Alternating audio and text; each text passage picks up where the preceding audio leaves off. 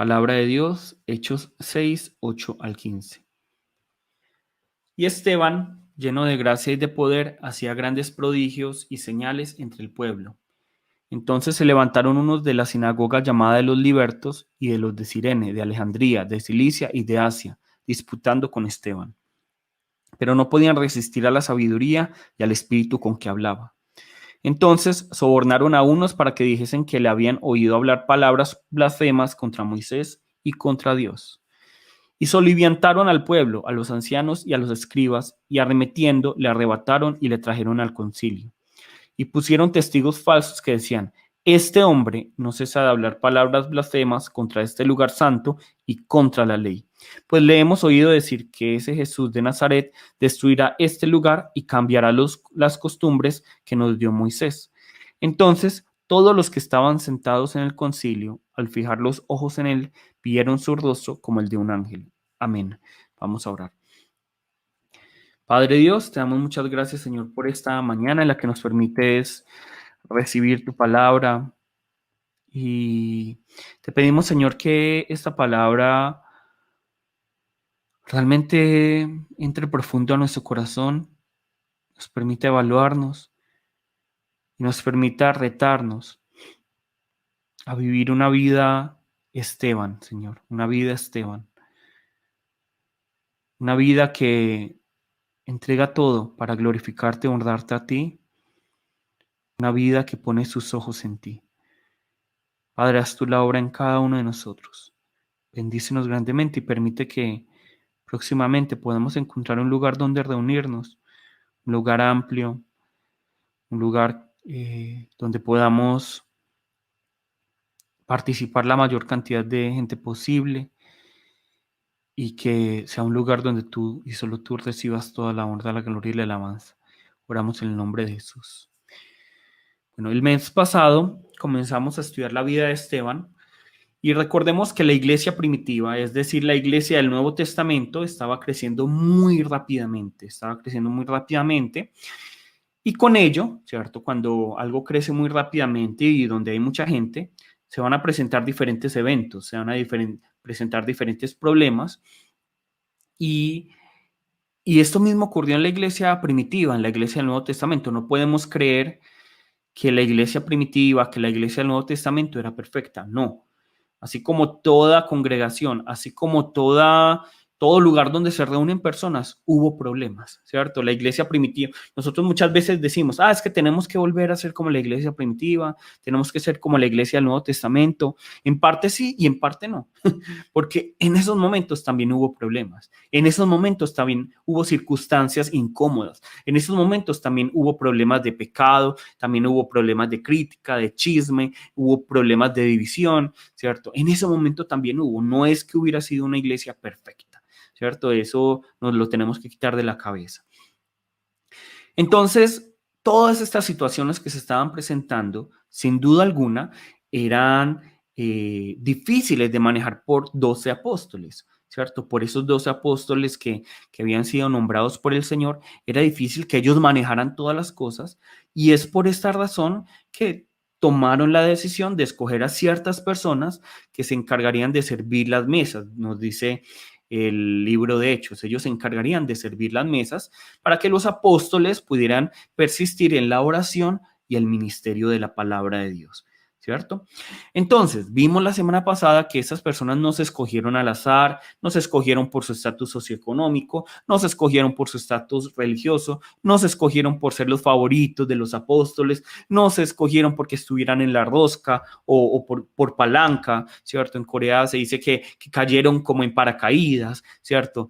Ellos escogieron por medio de ciertos requisitos muy estrictos. ¿Y cuáles eran? Primero, que tuvieran buen testimonio. Segundo, que fueran llenos del Espíritu Santo. Y tercero, que fueran llenos de sabiduría. Esos eran los requisitos para ser escogidas estas personas. Y estas personas nos dice la palabra que fueron 7 y sus nombres eran, nos dice aquí, agradó la propuesta a toda la multitud y eligieron a Esteban, varón lleno de fe y del Espíritu Santo, a Felipe, a Prócoro, a Nicanor, a Timón, a Parmenas y a Nicolás, prosélito de Antioquía. Bueno, aquí nosotros vemos a estas 7 personas y así como en la vida de fe, no significa que porque estas personas fueron escogidas, permanecieron, ¿cierto? Algunas incluso se desviaron, incluso escuchamos nosotros acerca de Nicolás, los nicolaitas muchas veces es este mismo Nicolás. Entonces, es importante, por eso no poner nuestros ojos en los hombres. Listo. Pero vemos entonces que estas 7 personas fueron escogidas para que sirvieran las mesas, para que estuvieran a cargo de aquellas cosas que, que eran más fáciles de administrar, ¿cierto? Que eran cosas administrativas. Ellos fueron los que fueron escogidos por la iglesia. Ahora, lo que nos llama la atención es que si nosotros vemos la Reina Valera, y nosotros vamos a ver que la Biblia Reina Valera tiene como unos títulos, ¿cierto? En cada capítulo, en cada sección tiene como títulos. Esos títulos no hacen parte de la Biblia, ¿cierto? Esos títulos fueron puestos por, digamos, por aquellos teólogos, por los traductores de la Biblia, por los que organizaron la Reina Valera. Pero realmente la Biblia no tiene esos títulos, es decir, Lucas, que escribió Hechos, nunca escribió los títulos, ni Mateo, ni Marcos, ni Lucas, ni Juan, ninguno de ellos escribió esos títulos. Pero cuando nosotros vemos esos títulos nos da una idea de qué nos está hablando esa sección que sigue, ¿cierto? Nosotros vamos a ver que en Reina Valera esta sección de Hechos 6 se va a titular La elección de los 7 diáconos. La elección de los 7 diáconos, ¿cierto? Y, pero la verdad es que cuando nosotros vemos todo este capítulo, la verdad es que no encontramos cómo eran llamados estos hombres. Nosotros, por la historia de la iglesia, sabemos que ellos fueron llamados diáconos, pero realmente en la Biblia, en Hechos 6, en este capítulo al menos, no se nos dice que ellos fueron llamados diáconos, ¿cierto? Nosotros no vemos que a ellos se les llamara diácono Esteban, diácono Prócoro, diácono Nicolás, ¿cierto? Aquí no nos dice en este capítulo, ¿cierto? No nos dice, y desde ese momento fueron llamados diáconos, no se nos dice esto. Entonces, nosotros vemos que se escogen a estos 7 hombres, ¿cierto? Estos 7 hombres, y no se les dice, bueno, estos son llamados diáconos. Pero, entonces, la pregunta que nos queda es, bueno, entonces, ¿qué es lo que ellos hacían? ¿Qué es lo que realmente ellos hacían? Y eso sí nos lo dice este capítulo, porque este capítulo sí nos habla, no nos dice cuál era, digámoslo así, su título, pero sí nos dice cuál era su responsabilidad. Y la responsabilidad de ellos era la de la diaconía, ¿cierto? Y es por eso que se les dice diáconos. La responsabilidad que ellos tenían, digamos que la labor, el nombre a la labor que ellos realizaban se les decía diaconía. Y por eso nace la palabra diáconos. Es decir, ellos son diáconos porque ellos hacían diaconía. Así como un médico hace medicina, ¿cierto? Un diácono hace diaconía, ¿cierto? Entonces, por eso es que se les llama diáconos, porque ellos hacían diaconía. Pero entonces, ahora, la pregunta que nos queda, que debemos hacernos todos es, entonces, ¿qué es la diaconía? ¿Qué es la diaconía? Porque esto es importante saberlo. Esto es muy importante saberlo. Porque si nosotros entendemos qué es la diaconía, vamos a tener iglesias más sanas, ¿cierto? Vamos a tener iglesias más sanas. Cuando nosotros entendemos qué es la diaconía, vamos a saber muy bien qué es un diácono o qué labor debe realizar un diácono. Pero entonces, para eso debemos entender qué es la diaconía.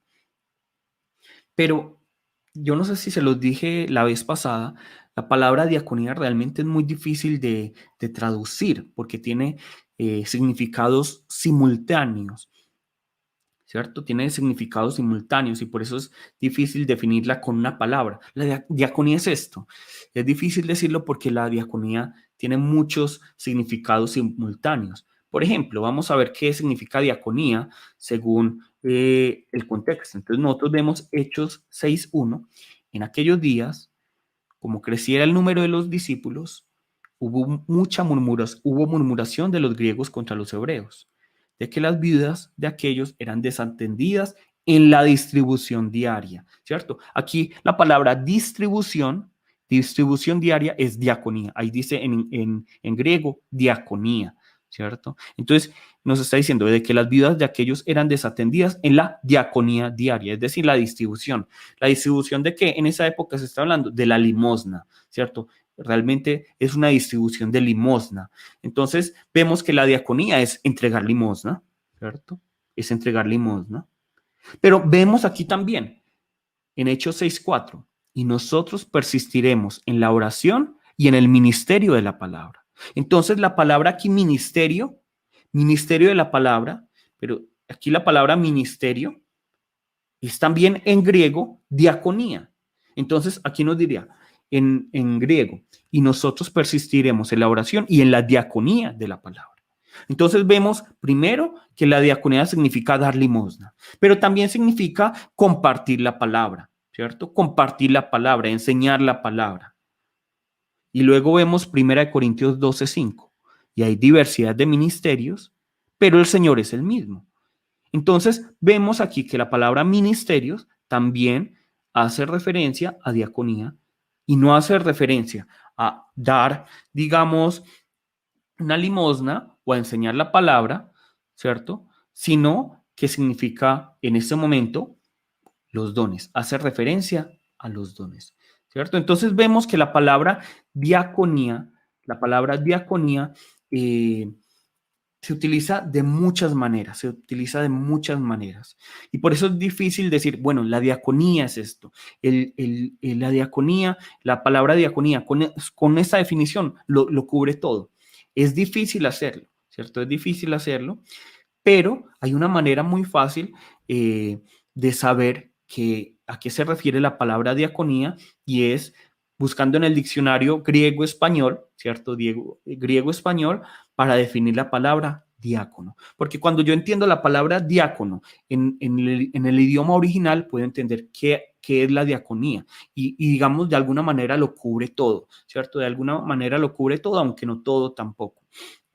Pero cuando nosotros entendemos la palabra original para diaconía y para diácono, en el contexto griego, realmente no es una palabra religiosa, es una palabra que se utilizaba comúnmente. ¿No? Nosotros la utilizamos solo dentro de la iglesia. Nosotros no vamos, digamos, a un centro comercial y hablamos de la palabra diaconía y de la palabra diácono, ¿cierto? Eso solo lo tenemos en el contexto religioso, pero en la antigüedad, digamos, en la cultura griega, en esa época, realmente la palabra diaconía era algo muy común, ¿cierto? Era totalmente común. Entonces, para definir la palabra diaconía, vamos a definir qué es la palabra diácono, qué es un diácono. Y si vemos nosotros este diccionario griego-español, si vemos el diccionario griego antiguo, el griego bíblico, el koiné, a español, vamos a ver que la palabra diácono hace referencia a aquella persona que se encarga de que los comensales, es decir, de que los que están comiendo, no tengan ningún inconveniente para disfrutar de su comida en paz, ¿cierto? Para de comer. Otra vez, ¿qué es lo que hacía un diácono? ¿Qué es lo que hacía un diácono? Es aquella persona que se encargaba de estar pendiente de que los comensales, de que aquellos que estuvieran comiendo, no tuvieran ningún inconveniente para comer su comida en paz, ¿cierto? Hoy en día le diríamos como un mesero, ¿cierto? Como un mesero. Eso es un diácono. Entonces, ustedes hoy en día nos llaman diácono al mesero. Hey, diácono, tráeme la cuenta. No, uno no hace eso, ¿cierto? Mesero, por favor, la cuenta. Uno es lo que diría ahora. Pero realmente el diácono en aquella época era aquella persona que estaba al servicio, digámoslo, del rey, al servicio de los comensales, al servicio del que estaba comiendo. ¿Para qué? Para que pudiera comer en paz, para que pudiera comer tranquilamente. Y de hecho, por eso vamos a ver aquí, Lucas 10:40. Lucas 10:40. Pero Marta se preocupaba con todos los preparativos y acercándose a él le dijo, Señor, ¿no te importa que mi hermana me deje servir sola? Dile pues que me ayude. Alguno de ustedes de pronto me podría decir dónde está aquí la palabra diaconía, porque aunque no lo creamos, aquí aparece la palabra diaconía. ¿En qué palabra estará? ¿Dónde estará la palabra diaconía aquí? Digámoslo en español. ¿Qué palabra se utilizó para traducir la palabra diaconía aquí al español? ¿A alguien de pronto se le ocurre? ¿Cuál será la palabra aquí diaconía? Porque aquí, si nosotros vemos la palabra griego, digamos que en el lenguaje original leemos este versículo, va a decir la palabra diaconía en alguna parte. ¿Dónde estará? ¿Quién de pronto se le ocurre?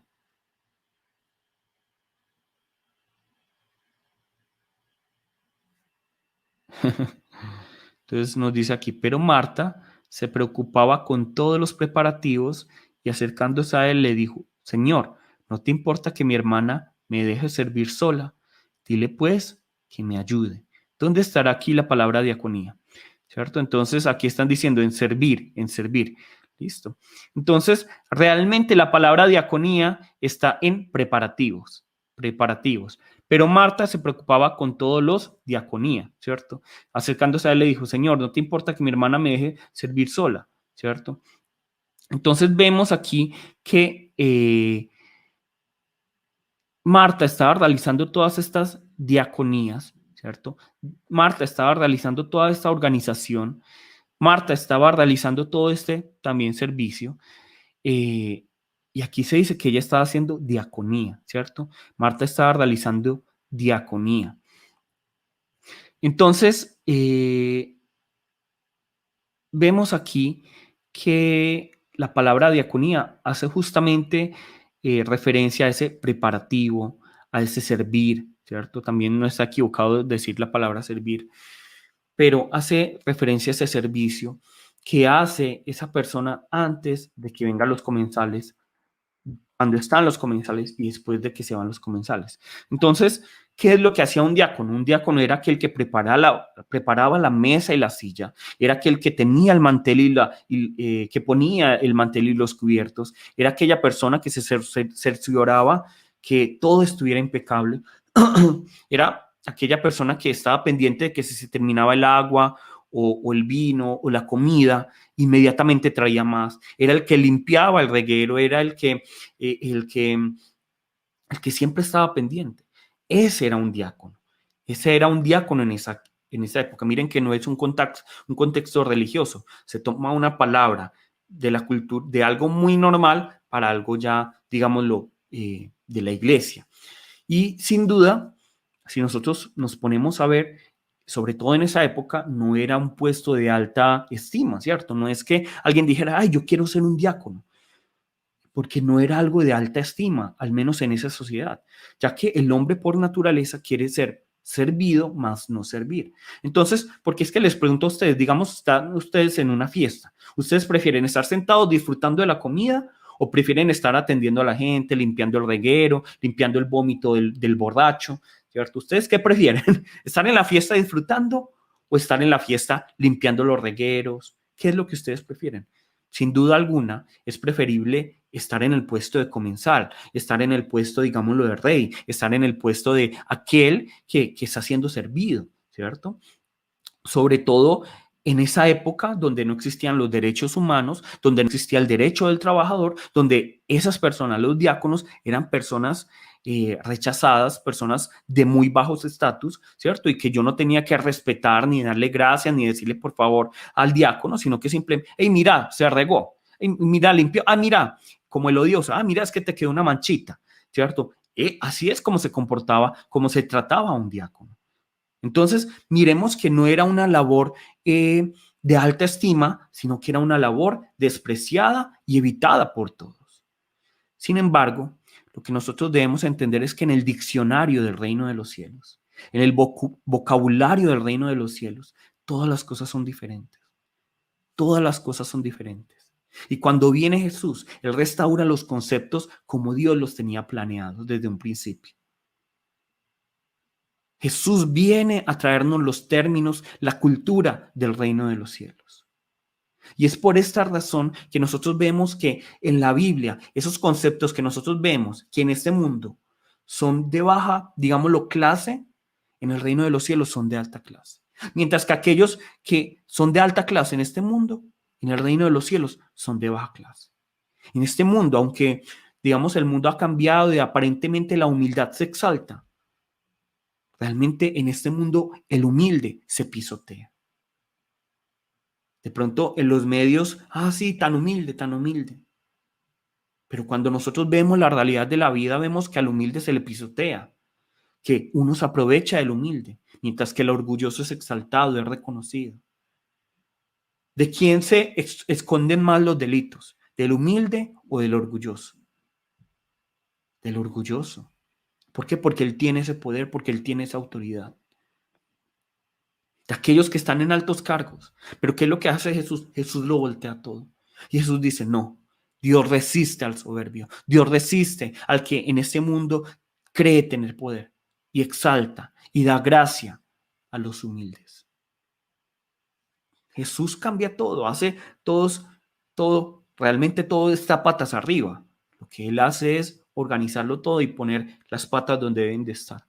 Eso es lo que hace Jesús. Jesús cambia, Jesús nos trae el diccionario del reino de los cielos, nos trae el vocabulario del reino de los cielos. Nos permite entender que a pesar de que en el mundo un diácono, la palabra diácono es una palabra despreciada a la que uno tiene que huirle. En el reino de los cielos un diácono es exaltado. Un diácono es un título con un gran honor. Y es por esta razón que para Pablo, a pesar de que él mismo se llama apóstol, discípulo, para él la palabra con mayor estima para él mismo es la palabra diácono. Él se enorgullece, él se alegra de ser llamado diácono. Vamos a buscarlo ¿dónde? Colosenses 1:23 y Efesios 3:7. Colosenses 1:23. Si en verdad permanecéis fundados y firmes en la fe, y sin moveros en la esperanza del evangelio que habéis oído, el cual se predica en toda la creación que está debajo del cielo, del cual yo, Pablo, fui hecho ministro. Aquí en griego es fui hecho diácono. Fui hecho diácono. Y en Efesios 3:7, del cual yo fui hecho diácono por el don de la gracia de Dios que me ha sido dado según la operación de su poder. Miren, Pablo siente mucho gozo, aunque en este mundo la palabra diácono es una palabra despreciada, ese título de diácono es una palabra despreciada, de baja clase, de bajo estatus socioeconómico. Para Pablo es motivo de orgullo. ¿Por qué? ¿Por qué será motivo de gozo el tener el título de diácono? Porque de esta manera él tiene la oportunidad de llevar el evangelio del objeto de su amor. ¿Quién es el objeto de su amor? Jesucristo. Más bien el sujeto de su amor es Jesucristo. El gozo y la satisfacción de Pablo se encuentran en servir a los demás. ¿Para qué? Para que tengan el mejor alimento, el alimento espiritual, que es Jesús. Y es por eso que a él, sin importarle la persecución, se regocija en llevar el evangelio a todos los rincones de la tierra, a los lugares más recónditos. Sin importar las dificultades, él se alegra en enseñar, en reprender, en redarguir, en corregir, en instruir por medio de la palabra. Sin importar que tenía mucho por qué jactarse. El que prefiere menguar para que el Señor crezca, para que el Señor sea reconocido, para que solo Él y solo Él sea glorificado. Porque Dios no es un Dios que comparte su gloria. Y esto es porque Pablo entendió el diccionario, Pablo entendió el vocabulario, Pablo entendió la cultura del reino de los cielos y entendió que Jesús vino a voltearlo todo, a voltear todos los valores. Pero sobre todo porque para él, el hecho de poder servir a Dios y poder servir al prójimo y poder servir a la iglesia, llevando el evangelio, era el mayor gozo. Miren, vamos a ver aquí lo que nos dice la palabra. 2 Corintios 12:10. Por lo cual, por amor a Cristo, me gozo en las debilidades, en afrentas, en necesidades, en persecuciones, en angustias, porque cuando soy débil, entonces soy fuerte. ¿Qué nos dice hoy la teología de la prosperidad? Si eres débil, si tienes debilidades, si tienes afrentas, si tienes necesidades, si tienes persecuciones, si tienes angustias, si tienes pobrezas, es porque eres un pecador. Es porque te falta diezmar. Evalúate, examínate. Es lo que dice hoy en día. Tienes que sembrar. Tienes que entregar más el diezmo. Es lo que dice hoy la teología de la prosperidad. Es lo que muchos están enseñando falsamente. Pero miren lo que nos dice Pablo. Yo me gozo en mis debilidades, en mis afrentas, en mis necesidades, en mis persecuciones, en mis angustias. ¿Por qué? Porque cuando soy débil, entonces soy fuerte. Miren que Dios cambia los valores. Lamentablemente, muchos han permitido que el mundo traiga sus valores a la iglesia, y por eso creemos que es que el cristiano tiene que ser rico, que no puede tener problemas, que no puede tener un accidente, que nunca puede tener ninguna dificultad. Pero no es así, la palabra nunca nos dice eso. Antes Pablo se goza en esas debilidades. Pablo se goza en sus ofrendas, en las necesidades, en la persecución, en la angustia, porque él sabe que de esa manera es fuerte. ¿Por qué? Porque de esta manera el Señor es glorificado. Gálatas 6:14. Pero lejos esté de mí de gloriarme, sino en la cruz de nuestro Señor Jesucristo, por quien el mundo me es crucificado a mí y yo al mundo. Miren, esto es hermoso. No estaba apareciendo la palabra, ¿cierto? Segunda de Corintios 12:10, se los voy a leer nuevamente. Por lo cual, por amor a Cristo, me gozo en las debilidades, en afrentas, en necesidades, en persecuciones, en angustias. Porque cuando soy débil, entonces soy fuerte. Y Gálatas 6:14. Pero lejos esté de mí de gloriarme, sino en la cruz de nuestro Señor Jesucristo, por quien el mundo me es crucificado a mí y yo al mundo. Amén. Amén. Entonces, miren, tengamos mucho cuidado también, y los invito a que cuando estemos escuchando otras prédicas, filtremos lo que estamos escuchando. Que no sea a mí me agrada o lo que a mí me parece. Es que el ministro es muy negativo, es que a mí me parece que es que Dios nos tiene que bendecir y me tiene que dar riqueza, y es que me tiene que, perdón, y me parece que es que Dios, como es bueno, es que si Dios es bueno no me permitiría que yo sufra en este mundo. Y no lo filtramos, no filtramos eso porque es que nuestro corazón nos engaña. Pero miren lo que dice aquí la palabra. Miren lo que dice aquí la palabra. Y si Pablo está hablando desde su necedad, entonces ¿desde dónde podemos hablar de necedad y dónde podemos hablar de palabra de Dios? No, todo esto es palabra de Dios. Y aquí es donde nosotros nos tenemos que gozar. Aquí es donde nos tenemos que gozar. Pablo no era cualquier persona. Pablo no era cualquier persona antes de Cristo. Veamos quién era Pablo. Rápidamente veamos quién era Pablo. Filipenses 3:4-6. Aunque yo tengo también de qué confiarme en la carne, si alguno piensa que tiene de qué confiar en la carne, yo más. Es decir, Pablo nos está diciendo, si ustedes quieren jactarse, yo tengo más cosas de qué jactarme. 5.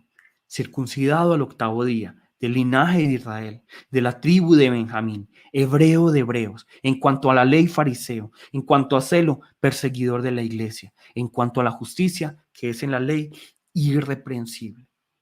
Mire, Pablo no era cualquier persona. Pablo tenía un estatus religioso y socioeconómico muy alto.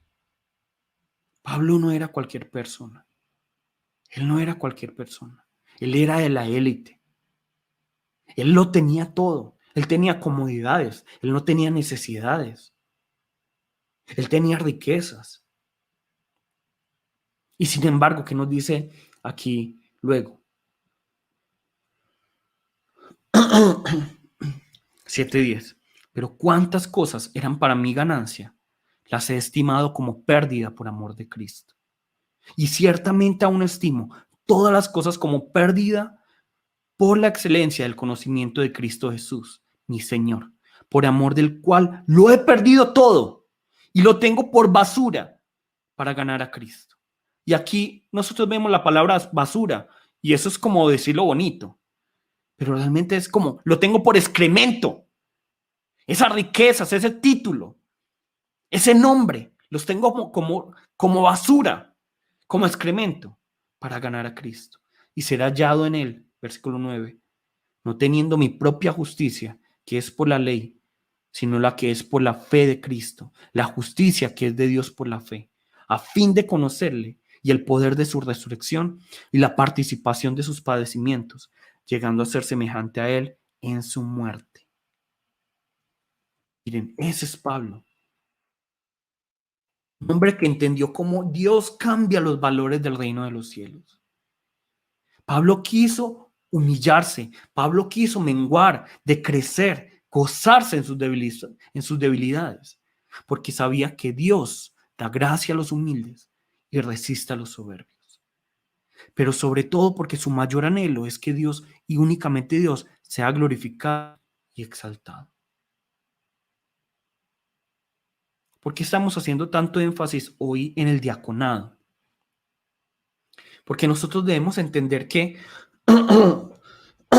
perdón, que no importa el llamado que tengamos, no importa el cargo que tengamos en la iglesia, no importa nuestro estatus socioeconómico, religioso, no importa si somos hombre o mujer, no importa si somos adultos o si somos niños, todos cuando entramos en Cristo estamos llamados al diaconado. Todos somos diáconos.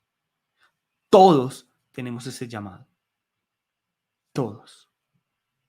Y no podemos pensar en el título de la iglesia. Es que, sí, es que está el diácono fulano, el diácono perano. No, a eso no podemos, en eso no podemos pensar. Y lamentablemente se ha convertido únicamente en un título para muchas personas y para muchas iglesias. Solo es el diácono tal. Y es un título.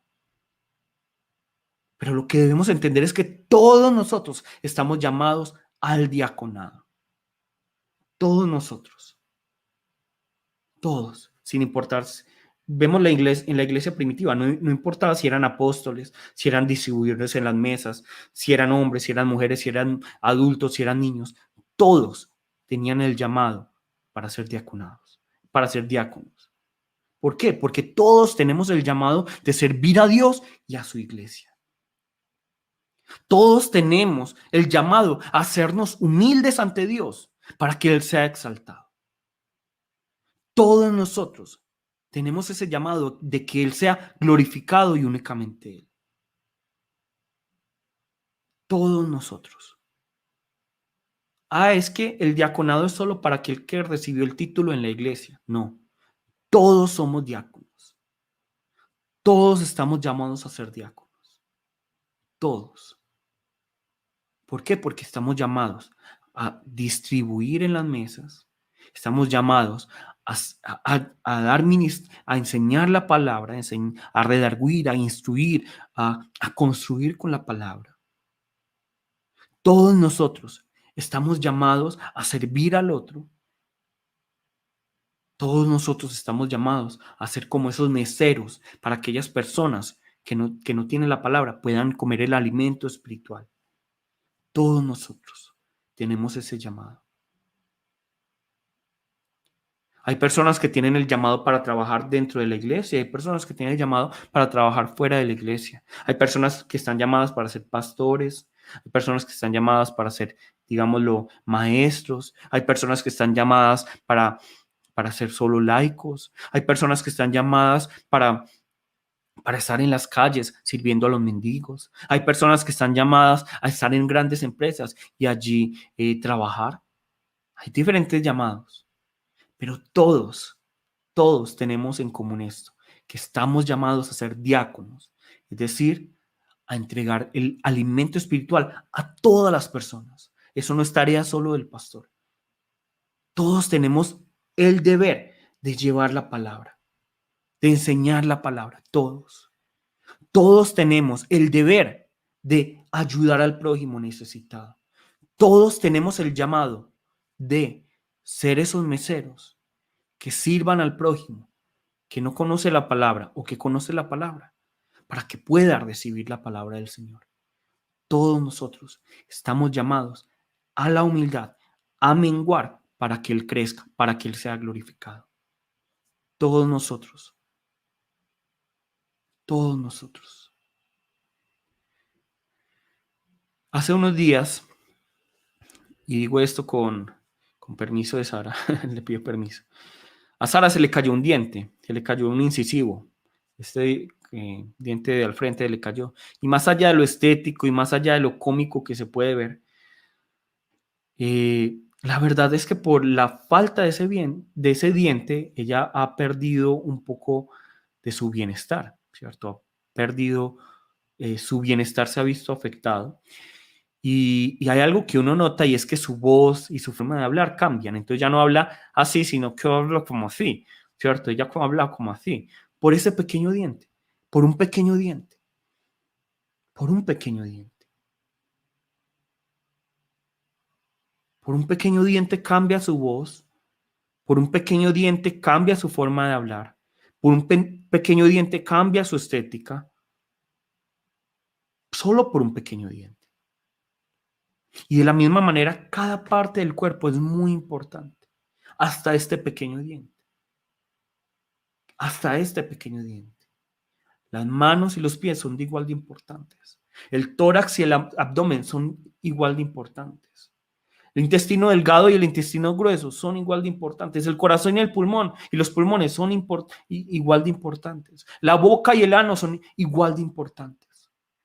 Cada uno cumple un rol diferente, pero todos tienen un llamado parecido, que es cuidar la salud y el bienestar de la persona. Así es con la iglesia. Así es con la iglesia. Todos nosotros tenemos llamados diferentes, pero todos nosotros estamos llamados a cuidarnos los unos a los otros, a protegernos los unos a los otros, pero ante todo, a exaltar al Señor, a humillarnos para que el Señor sea glorificado y exaltado. Hay varias maneras en las que el Señor evita, hay varias maneras en las que el diablo evita esto. ¿Cómo? Primero, por ejemplo, haciéndonos creer que nuestras debilidades o falencias van a convertirse en obstáculo para la iglesia. También vamos a ver que otra de las maneras es que el diablo no va a permitir que nosotros reconozcamos nuestro rol y nuestro lugar en la iglesia. Otra cosa que puede hacer es que nos puede hacer creer que somos tanto que no deberíamos ocupar ciertos roles o lugares en la iglesia, ¿cierto? Porque uno ve muchas personas que se quejan, ay, pero usted no sabe quién soy yo por qué voy a estar limpiando baños. No, todos, todos podemos estar en cualquier rol o lugar según el llamado del Señor. Entonces, nosotros no podemos equivocarnos, estos son simplemente ejemplos y no podemos dejarnos engañar por el diablo. Cada uno tiene un rol y un llamado diferente, pero finalmente el llamado para todos es ser diáconos. Y para ello debemos escudriñar las escrituras, debemos estar en oración para que el Señor nos guíe y nos enseñe, bueno, tu rol y tu lugar en la iglesia es este, pero tu llamado principal es ser diácono, es servir a la iglesia y primeramente glorificar y servir al Señor. Y recordar siempre que el quien merece toda la honra, la gloria y la alabanza es únicamente el Señor. Nadie merece la gloria, la honra y la alabanza, únicamente el Señor. Porque únicamente Él produce el crecimiento. Alguno planta, otro riega, pero Él es el que produce el crecimiento. Todos estamos llamados a la diaconía. Y va a haber momentos en los que vamos a ser insultados, perseguidos, vituperados. El sufrimiento no va a ser una opción, ¿cierto? Pero todos estamos llamados a ser como Esteban, a permanecer como lo hizo Esteban. Vamos a buscar el texto de hoy. Vamos a ver lo que nos dice el texto de hoy. Hechos 8:14. Nos dice esto. Esteban, un hombre lleno de gracia y del poder de Dios, hacía señales y milagros asombrosos entre la gente. Cierto día, unos hombres de la sinagoga de los esclavos liberados, así la llamaban, comenzaron a debatir con él. Eran judíos de Cirene, Alejandría, Cilicia y de la provincia de Asia. Ninguno de ellos podía hacerle frente a la sabiduría y al espíritu con que hablaba Esteban. Entonces vemos que Esteban está como discutiendo con estos esclavos liberados, ¿cierto? Está discutiendo y nadie le puede hacer frente. Entonces, ¿ellos qué hacen? La del cobarde. Entonces, ¿qué es lo que hacen? Empiezan a regar mentiras acerca de Esteban. Versículo 11. Entonces, persuadieron a unos hombres para que dijeran mentiras acerca de Esteban. Ellos declararon, nosotros lo oímos blasfemar contra Moisés y hasta contra Dios. Esto provocó a la gente, a los ancianos y a los maestros de la ley religiosa. Así que arrestaron a Esteban y lo llevaron ante el Concilio Supremo, es decir, el Sanedrín.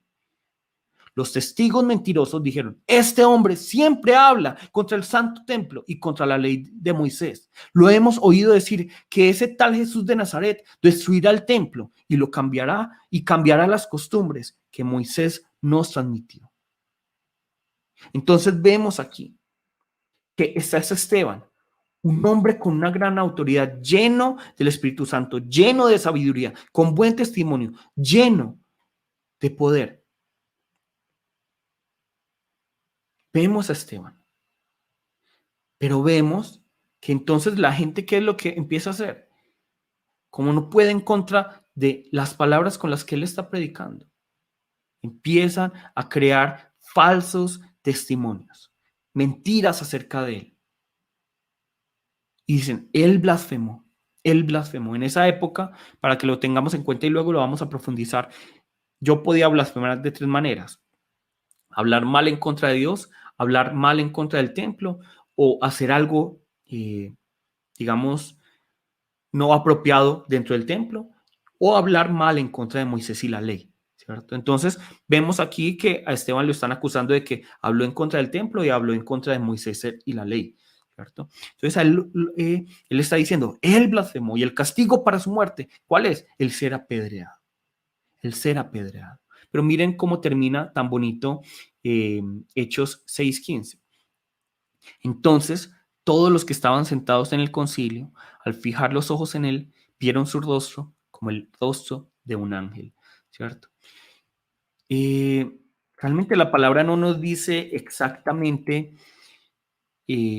por qué Esteban, el rostro de Esteban brillaba como el rostro de un ángel, pero podríamos conectarlo con otro pasaje que también nos habla de otra persona que tenía un rostro que resplandecía. De pronto alguien sabe quién es. De pronto alguien sabe quién es. El rostro que resplandecía. ¿De quién más resplandecía el rostro? ¿Quién nos puede decir? ¿De quién más resplandeció el rostro? ¿Alguien de pronto se acuerda? Seguramente, como ustedes son muy pilosos, se acordarán que el rostro de Moisés, cuando bajó del monte Sinaí, empezó a resplandecer porque había participado de la gloria de Dios, ¿cierto? De la misma manera, cuando nosotros vemos que Esteban, su rostro brilla y es como el de un ángel, dice aquí la palabra, realmente es como si Dios dijera, miren, el testimonio de él es el correcto. Dios está dando, por así decirlo, testimonio de Esteban, diciendo, él no es culpable de blasfemia. Él no es culpable de blasfemia. De la misma manera, cuando nosotros entendemos, cuando vivimos según la palabra de Dios, van a haber muchos momentos en los que vamos a ser inculpados falsamente, van a mentir de nosotros, vamos a ser perseguidos, insultados, pero finalmente es Dios quien va a tener la última palabra. Y va a ser Dios quien, reconociendo que somos pecadores, va a reconocer que en nosotros, si hemos obrado según su voluntad, está la sangre de Cristo, está la justicia de Dios. Entonces, por eso yo los invito, permanezcamos, permanezcamos, permanezcamos así como lo dice Esteban. ¿Es difícil? Totalmente. Todos estamos llamados a ser diáconos, todos. Y es difícil, totalmente. A veces molesta, totalmente. Pero todos estamos llamados a servir a la iglesia y a servir al prójimo. Y si en algún momento por causa de mí alguno ha dicho, yo ya no quiero servir, yo le pido perdón. Pero le digo, no ponga sus ojos en mí. No se decepcione de Cristo por mi culpa. Ponga sus ojos nuevamente en el Señor y empiece nuevamente a servir a la iglesia. Muévase cada uno. ¿Dónde? ¿Qué local hay? Ministro. Yo, sinceramente en mi corazón les digo, yo no tengo rencor u odio o algo en contra de alguno de ustedes. De todo corazón se los puedo decir con toda tranquilidad. Y si alguno tiene algo en contra de mí, yo le pido perdón. Pero si lo invito, como le dije ahora, no ponga sus ojos en mí, ponga sus ojos en el Señor y corramos juntos como diáconos. como diáconos del Señor. Ya para que eh, entendamos, digamos que vayamos concluyendo.